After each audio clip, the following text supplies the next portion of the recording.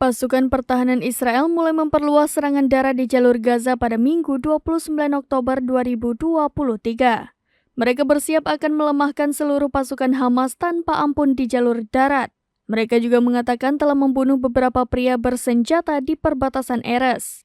Serangan itu dilakukan ketika pasukan Hamas tengah sibuk melancarkan operasi militer ke kota Israel. Selama operasi darat di jalur Gaza, pasukan IDF juga menyerang polisi rudal anti-tank, pos pengamatan dan infrastruktur Hamas lainnya. Mereka bahkan mengarahkan angkatan udara untuk melakukan serangan terhadap bangunan yang digunakan oleh Hamas.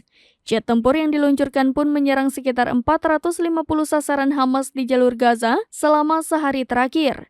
Di waktu yang bersamaan, pasukan IDF berhasil menghancurkan rumah Hasan Kotnani, salah satu pasukan Hamas yang melakukan serangan penembakan mematikan terhadap keluarga D pada bulan April di kamp pengungsi Askar di tepi barat.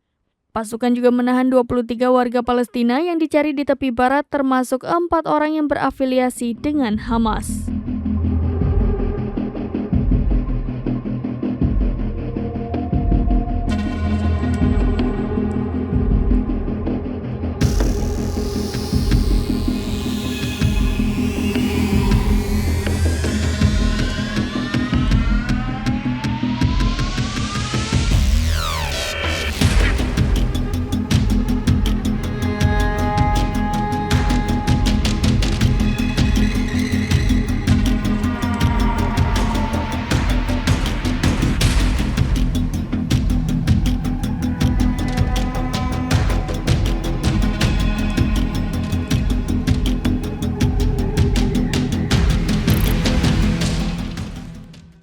Download Tribun X sekarang, menghadirkan lokal menjadi Indonesia.